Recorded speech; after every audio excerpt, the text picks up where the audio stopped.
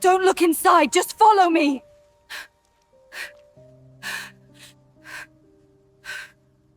In the worst storm of the year, a mother with 3 children was forced to enter the cave that the entire village swore was cursed. With her daughter burning with fever in her arms, she ignored the warnings of the elders and crossed the forbidden threshold. "Don't look inside, just follow me," she whispered, her eyes full of tears and her feet sinking into the mud. But what she heard in there wasn't rain or wind. It was the dull clang of metal striking stone from the depths of the earth, and what she found at the end of that tunnel could never be buried again. The rain cut Elena's face like ice blades. It wasn't a common April rain. It was the type of storm that the fishermen of Porto Seco village called punishment from the sea, when the Atlantic seemed to want to reclaim the land that men had stolen from it. The sky, at 5 in the afternoon, had the color of molten lead, and the wind howled between the masonry houses like a wounded animal. Elena pressed little Sophia, her 4-year-old daughter, against her chest. The girl's body burned with a fever so high that Elena could feel the heat through her soaked clothes. Beside her, her oldest son, Miguel, 12 years old, held the hand of grandmother Carmen, an 83-year-old woman whose legs could barely support her. Pneumonia had arrived the previous week and stolen her strength. 48 hours, the health clinic doctor had said. The girl needs antibiotics in 48 hours or I can't be responsible. But antibiotics cost money, and money was something Elena hadn't had since she lost her job at the cannery. The sound of the padlock being locked still echoed in her ears. Half an hour earlier, Mr. Augusto Tavares, owner of half the properties in Porto Seco, including the small house Elena rented, had personally supervised the eviction. His eyes were 2 gray stones without a flicker of compassion. 3 months overdue, Elena. I warned you there would be no more extensions. His voice was metallic, without inflection. Business is business. The property is already promised to another tenant. Elena's belongings, an old mattress, some pots, the children's clothes, now lay in a miserable pile on the sidewalk, being slowly destroyed by the torrential rain. 2 of Tavares' security guards, nameless, eyeless men, had executed the order with brutal efficiency. One of them didn't even look at Sophia, who was coughing until she choked. Elena looked back one last time. The door of her house, the only place her daughters knew as home, was closed, sealed with a new and shiny padlock. A sign already hung in the window, "For rent." "Mom, where are we going?" Miguel's voice trembled, but he tried to sound strong. At 12 years old, he already knew he was the man of the family since his father left. Elena had no answer. She looked around the empty street. The other houses, all properties of Tavares or people who depended on him, remained with doors and windows closed. No one would risk the wrath of the most powerful man in Porto Seco to help a desperate mother and her children. Without destination, Elena began to walk, moving away from the village center. She climbed the old road that led to the cliffs, where the houses became sparser and the sound of the furious ocean became deafening. Grandmother Carmen stumbled with every step, her breathing a painful wheeze. Sophia had stopped crying, a silence more terrifying than any scream. That's when Elena saw it, through the curtain of rain, the old abandoned quarry. The place was a scar on the landscape, an open wound in the rock that the older residents avoided even mentioning. The main entrance, an irregular opening 3 meters high, was like a black mouth devouring the gray light of dusk. Rusted chains blocked the passage, and a faded sign warned in red letters, "Danger, entry prohibited." Elena knew the stories. Everyone in Porto Seco knew them. The quarry had been closed 17 years ago as the accident, as it was always called. Always in a low voice, always with furtive glances.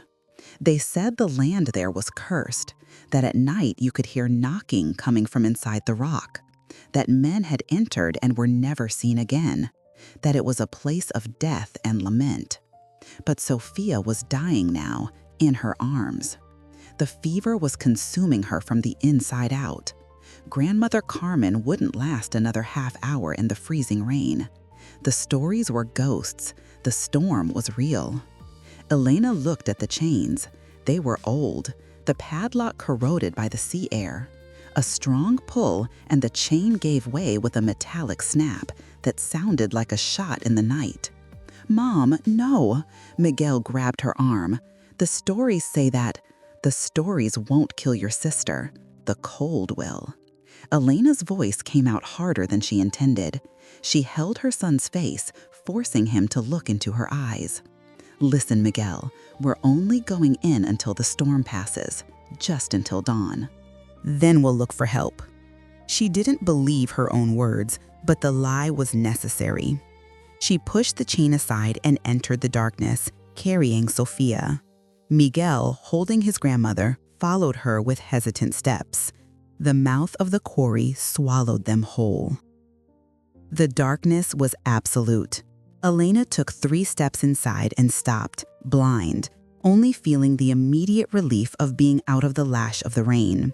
The roar of the storm became a distant echo, muffled by tons of stone. The air smelled of mold, wet stone, and something else, a metallic smell, almost sulfurous, that made Elena think of scrap iron and stagnant water. The ground beneath her feet was irregular, covered with loose gravel and puddles of water that reflected the little light entering through the opening. "Don't move," she ordered, her voice strangely loud in the enclosed space. "I'll try to make light." With fingers trembling from cold, Elena searched the pockets of her soaked jacket. She found the lighter, a cheap Bic she had grabbed from the pile of her belongings before leaving. She prayed it would still work. The first click produced only a spark. The second, nothing. On the third, a small yellow flame was born, flickering. Elena protected it with her cupped hand and raised the lighter. The weak light revealed a space much larger than Elena expected. They weren't in a narrow tunnel, but in a vast chamber, what remained of the first extraction level of the quarry. The walls were gray granite, marked with the scars of dynamite and pickaxes. The ceiling was lost in the shadows above them, and in the back, several dark tunnels branched into the mountain like black veins. But what caught Elena's attention was the corner closest to the entrance. There were clear signs that someone had been there. A rusted metal barrel turned on its side. Pieces of rotted wood that seemed to have been part of a structure, perhaps crates or an improvised shelter. And, half buried in the gravel, something that made Elena's heart tighten, a yellow mining helmet, cracked and covered in mud. "Someone's been here before," Miguel murmured, his voice echoing. Elena didn't respond. She moved quickly, collecting the pieces of dry wood she found. There were few, but they would have to do. In the center of the chamber, where the ceiling dripped less, she piled the wood and, after several attempts, managed to light a small fire.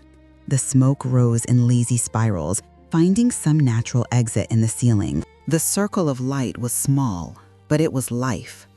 Elena removed the wettest clothes from Sofia and her grandmother, wrapping them in her own coat, the only one that still had some dryness. The girl moaned softly, her lips bluish.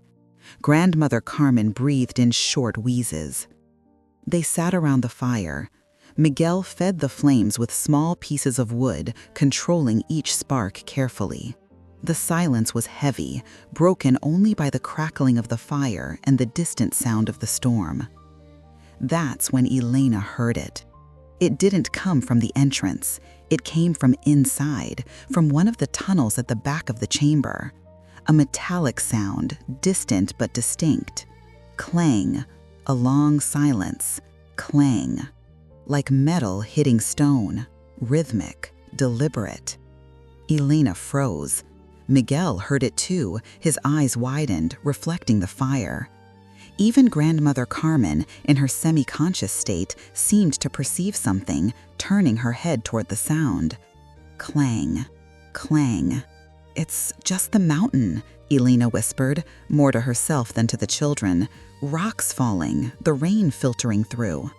But the sound wasn't random. It had a pattern, a cadence, like someone working. Sophia worsened during the night. The fever wouldn't drop, and her breathing became so shallow that Elena needed to place her hand on the girl's chest every few minutes to make sure she was still breathing. Grandmother Carmen had fainted, her skin cold as marble. The fire was dying, the wood had run out, and Miguel couldn't find anything else burnable in the darkness beyond the reach of the embers. It was desperation that led Elena deeper into the quarry. "I'll stay with them," said Miguel, trying to sound brave. He already understood. Sometimes adults needed to do things children shouldn't see. Elena took a piece of still glowing wood from the fire, using it as a torch. The light was weak and unstable, but it was enough to see a few meters ahead. She needed to find something, anything, more wood, perhaps some abandoned material that could burn, and water. Sophia desperately needed clean water. She chose the central tunnel, the widest of the three that opened at the back of the main chamber. The floor sloped downward gently. The walls were too smooth, cut by modern tools. This quarry had been an industrial operation, not artisanal. She walked 20 meters, 30. The sound of her steps echoed strangely. That's when she stepped on something that wasn't stone. She lowered the torch. It was a mining cart, tipped on its side, its rusted rails extending through the darkness ahead and behind. The wood of the cart was rotten, but the metal was still solid. And beside it, half buried in the gravel, a shovel. The wooden handle was broken, but the metal blade was still usable. Elena picked it up. She didn't know exactly why, perhaps instinct that any tool could be valuable. She continued. The tunnel widened again, opening into another chamber, smaller than the first, and it was there that Elena found the camp. It wasn't ancient, or rather, it was old, but not centuries old, decades perhaps. A canvas tent, disintegrated and covered with mold, still vaguely maintained its shape. Beside it, an olive green military backpack, its contents scattered on the wet floor. A rusted thermos, an empty canteen, cans of food long since spoiled, their lids bulging from the internal pressure of decomposition. And a sleeping bag. There was still something inside it. Elena's heart pounded. With the shovel in one hand and the torch in the other, she approached slowly. The sleeping bag was closed to the top, as if someone had gotten into it to sleep and never woke up again. She didn't open it. She didn't need to. The shape was clear. Someone had died here, alone in the darkness. Beside the sleeping bag, carefully arranged as if they were precious belongings, there was a helmet with a headlamp, the battery long corroded, a wet and illegible notebook, and a framed photo in metal. Elena picked up the photo. The glass was intact, protecting the image. A young man, perhaps in his early 30s, next to a pregnant woman. Both were smiling. On the back of the frame, engraved in the metal, Tomas and Marina, 2007. 2007, 17 years ago, the year of the accident. Elena felt a chill that had nothing to do with the cold. This man, Tomas, had been here when the quarry was closed, and he never left. She forced herself to search the rest of the camp. She needed resources, not mysteries. She found more cans, some might still be good. She found a box of matches in a sealed plastic bag. Miraculously, some were still dry. And she found something more valuable, a 2-liter plastic bottle, empty but clean. That's when she heard the sound of water. Not the distant sound of dripping, it was the sound of running water. She followed it, leaving the torch wedged between stones, now using one of the matches to light the way. 20 steps ahead, the tunnel narrowed, and, through a crack in the rock, clean, clear water flowed, forming a small stream that disappeared through a crack in the floor. It was groundwater, filtered through meters of stone. It was pure. It was life. Elena filled the bottle with trembling hands, drank deeply, and filled it again. She ran back to get the torch and returned to the main chamber where Sophia waited. But as she grabbed the torch, its light illuminated something she hadn't noticed before, a side opening in the tunnel, partially hidden by a partial collapse. And through the opening, she saw what appeared to be a different wall, not natural granite, but concrete. Curiosity overcame fear, or perhaps it was the growing certainty that something terrible had happened here, something that still resonated in the stones. She crossed the opening, crawling over loose stones.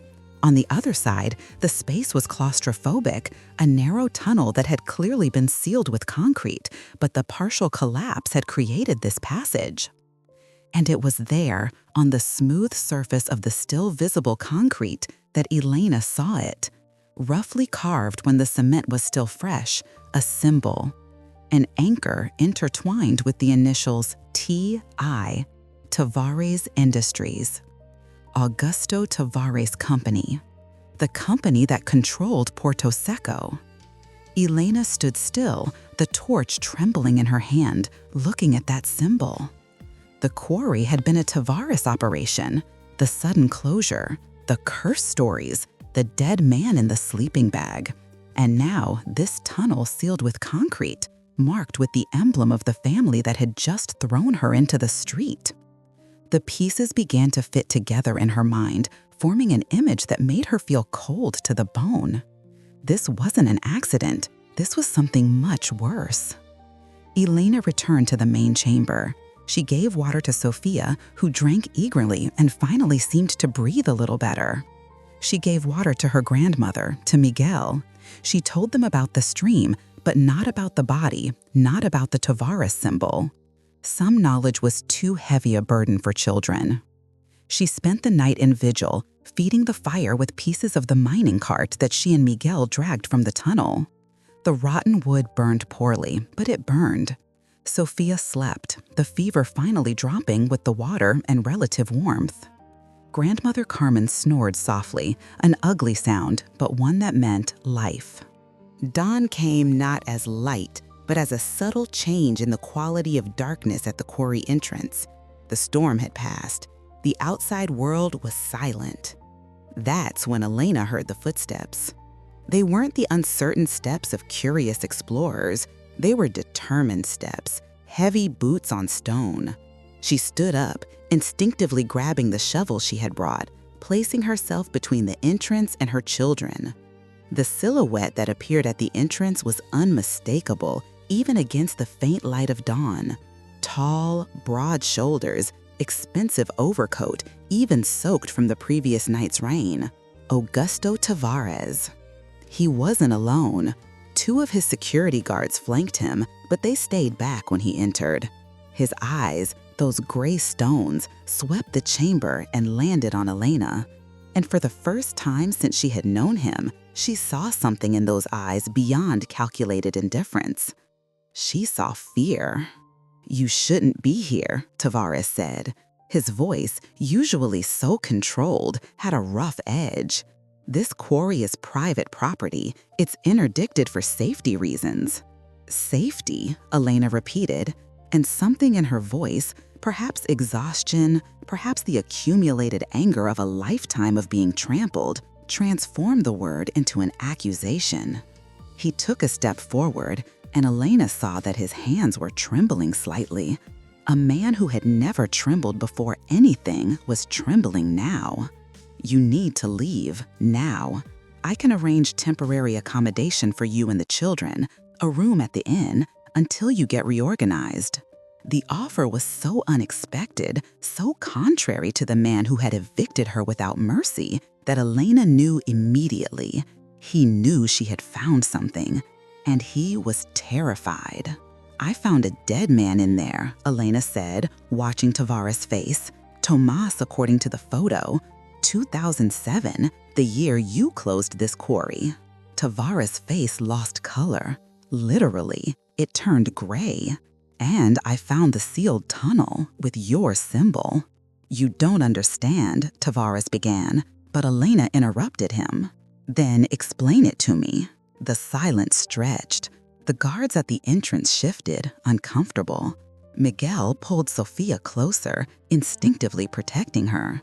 Grandmother Carmen watched everything with half-closed but conscious eyes. Finally, Tavares spoke, and the words came out like a dying man's confession. It was the granite, the last extraction, the last one before we closed. We found a layer of rare blue granite. Extremely valuable, but it was deep, near the underground aquifer. My father pressed the engineers, told them to extract it even with the risk. The profit was worth it. He stopped, ran his hand over his wet face, not from rain, but from cold sweat. The explosion was too small. They saved on dynamite to preserve more granite. It cracked the aquifer. Water started gushing. 18 men were down there when it happened. On the third level, 200 meters deep. Elena felt her stomach turn. They sealed the access tunnels, Tavares continued, his voice a whisper now, to contain the flood, to save the surface. But the men, the 18 men, were trapped down there. My father made the decision in 15 minutes, sealed everything with quick-setting concrete, said it was to prevent total collapse. But everyone knew, we all knew. You buried them alive. The water killed them, Tavares said, but the defense was empty. They would have drowned anyway. Rescue would take days. There was no time. My father chose to save the quarry, save the other jobs, save the company. And the man I found, Tomas? Tavares closed his eyes. Tomas Miranda, supervisor. He was on the surface when it happened. His younger brother was on the third level. Tomas tried to enter when they sealed the tunnels, fought with the guards. Days later, we discovered he had found an old ventilation access. He went in alone with a backpack, tried to dig to his men, but it was impossible. 200 meters of solid rock and water. He never came out. And you let him? We searched for weeks, but he chose to stay, chose to die with them. Elena looked at the man before her, powerful, rich, built on the bodies of 18 drowned men and one who died of despair in the darkness. And she, evicted like trash, was now holding the only thing this man feared, the truth. The inn isn't enough, Elena said calmly. Tavares looked at her, and she saw the moment he understood. The miserable widow had become a negotiator. What do you want? My house back, a permanent contract, not rent, deed in my name. And a job at your company with fair wages. Elena, and Sophia's treatment, private, you'll pay. The silence was absolute. Even the fire seemed to have stopped crackling. Miguel looked at his mother as if seeing her for the first time. And if I refuse? Tavares' voice was low, dangerous. You have no proof. It's your word against mine. Who will believe you? Elena took a step forward, holding the shovel, not as a weapon, but as a symbol. I take the families of the 18 men here, show them the sealed tunnel, show them your company's symbol, show them Tomas Miranda's body that you left to rot in the dark. Let them dig, let them open it, let them take pictures, and then I put it on social media, in the newspapers, with the police, wherever I want. She paused, letting the words sink in. You don't need scientific proof, Mr. Tavares. You just need doubt. People asking questions, reporters digging. How many families still live in Puerto Seco who lost someone that year? How many will want answers when I plant the seed? Tavares was pale. He knew she was right. In the modern world, it wasn't the truth that destroyed reputations. It was the question. It was viral suspicion. It was the scandal that couldn't be contained once released. I don't want justice, Elena said, and her voice was cold as the stone around them. Justice doesn't feed my children. It doesn't cure my daughter. It doesn't pay the bills. I want life. I want dignity. I want security. She pointed to Sophia, still feverish in Miguel's arms. 48 hours, the doctor said. 20 have already passed. Give me what I'm asking for, and the quarry's secret dies with me. Refuse, and it resurrects and consumes everything your father built. It was blackmail. It was brutal pragmatism. It wasn't heroic, but it was survival. Tavares looked at her for a long moment, looked at the children, at the grandmother, at the dying fire. Then he looked back at the darkness where 18 men had drowned and 1 had died of grief. Tuesday, he finally said, his voice hoarse, my lawyer will prepare the papers, the deed and the employment contract. You start in administration, supervisor salary. And Sophia? She has private health insurance starting Monday. Elena nodded. There was no handshake, no cordial agreement. It was just a pact sealed in mutual fear and necessity. Tavares left, his steps echoing in the quarry. The guards followed him. The daylight seemed stronger now, penetrating through the entrance, revealing the chamber in all its harsh reality. Miguel looked at his mother. Mom, the dead men, aren't we going to? No, Elena said softly, pulling him into a hug. Sometimes justice is a luxury, and we need to survive first. It wasn't the ending the stories promised. There was no villain punished, no truth revealed to the world. There was just a mother with her children, leaving the darkness for the light, carrying a secret that was heavy as stone, but valuable as gold. Outside, Porto Seco was waking to a day after the storm, and the quarry would return to silence, guarding its dead and its secrets, while life continued above, built on foundations no one wanted to examine too closely. Elena picked up Sophia in her arms, gave her hand to Miguel, and helped grandmother Carmen stand. Together, they left the mouth of the quarry behind. The broken padlock still hung from the chain. No one would fix it. No one needed to anymore.